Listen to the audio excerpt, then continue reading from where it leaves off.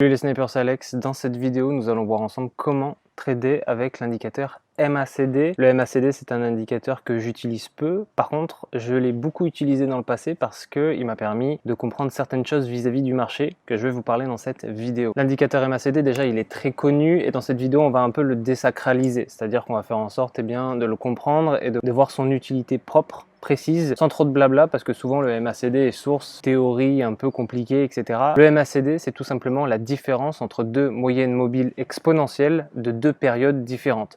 En gros, c'est un indicateur de momentum. Le momentum, qu'est-ce que c'est? C'est tout simplement l'accumulation d'offres et de demandes qui part à la hausse ou à la baisse de manière un peu explosive. C'est ça le momentum. Et donc le MACD va nous permettre de gérer, de regarder, de guetter le momentum pour mieux le trader tout simplement. Le MACD, c'est un indicateur qui va s'utiliser à côté de notre analyse technique et d'autres indicateurs. On va l'utiliser en deuxième partie de fenêtre, un peu comme le RSI. Je vous déconseille de reposer votre analyse entièrement sur le MACD. C'est comme le RSI, ce sont des indicateurs, ils nous permettent d'indiquer. Il n'y a qu'un indicateur pour moi qui fait le job à plein temps, c'est l'Ishimoku. Et donc ce genre d'indicateur va nous servir en complément de notre analyse et je vais vous expliquer tout simplement ce qu'il en est dans cette vidéo. Tout de suite, on va passer directement sur mon ordi qui est juste devant moi et je vais vous expliquer ce qu'il en est, comment l'utiliser. Je vais vous expliquer aussi une petite variante, une petite nuance que peu de traders utilisent qui est très redoutable. C'est parti, let's go avec le MACD. Ok, alors là, je suis sur TradingView, je suis sur une période de H1.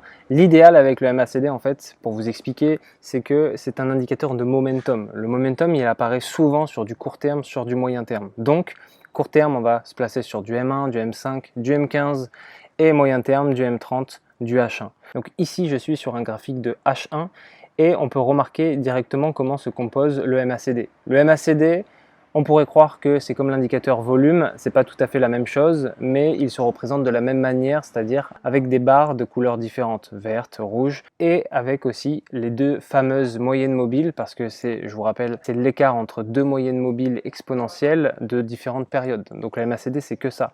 Donc en réalité, il va être composé de deux moyennes mobiles qui vont se croiser et qui vont nous aider à déterminer le prix, ce qu'il en est. Le MACD va vous permettre d'avoir un protocole de validation, c'est-à-dire que vous avez trois choses à guetter, vous avez tout simplement trois validations à connaître. La première chose à faire, c'est d'attendre le grand momentum. Le grand momentum, c'est quoi? Ça va être les grandes bougies ici que vous voyez tout simplement à l'écran.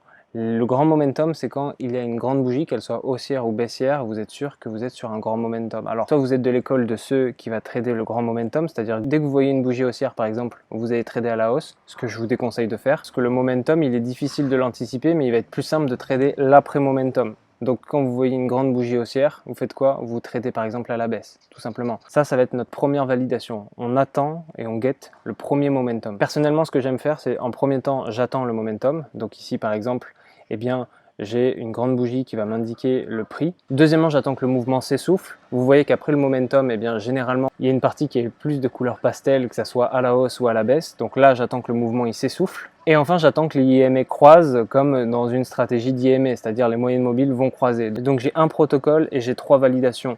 J'attends le momentum, j'attends que le mouvement s'essouffle et mon ultime confirmation, c'est le croisement des moving average et des moyennes mobiles. Et en fait, grâce à ça, vous allez pouvoir avoir une confirmation tout simplement et ça vous crée une stratégie pour trader à la hausse ou à la baisse. Comme je vous ai dit, le MACD, c'est le momentum d'une tendance. C'est-à-dire, vous avez une tendance, vous avez un momentum haussier ou baissier, tout simplement. Le MACD, si vous avez les trois confirmations, ça vous permet de vous placer précisément à court terme, à moyen terme. Pourquoi? Parce que le momentum, il va plus se voir sur du moyen terme, sur du court terme. Donc, c'est ultra puissant. Donc, on attend le momentum. Certains tradent le momentum. Moi, je vous invite à attendre que le mouvement s'essouffle. Le mouvement s'essouffle. On attend le croisement des moving average et c'est bon, on peut placer notre position, on peut placer notre ordre, que ce soit à l'achat ou à la baisse. Petit bonus, le MACD a des divergences. Les divergences, généralement, ça se fait avec le RSI. Ici, on a des divergences, c'est-à-dire qu'on va pouvoir anticiper le prix haussier ou baissier avec notre divergence. Le MACD, ça veut dire Moving Average Convergence Divergence. Donc, quand les Moving Average convergent, c'est OK. Quand elles divergent, ça fait une divergence. Donc nous, ce qu'on va faire, c'est qu'on va prendre tout simplement, des fois le MACD n'aura aucun rapport avec le marché, c'est-à-dire que si vous avez une tendance haussière, le MACD sera baissier. Là, vous avez une divergence. Le mouvement haussier du prix et le mouvement baissier du MACD n'a rien à voir, donc c'est une divergence. La divergence, elle nous permet de savoir ce qui va en être tout simplement de la suite du marché. On arrive à la fin de cette vidéo les snipers, j'espère que je vous aurai aidé à bien comprendre le MACD. Le MACD, on en parle depuis dès lors.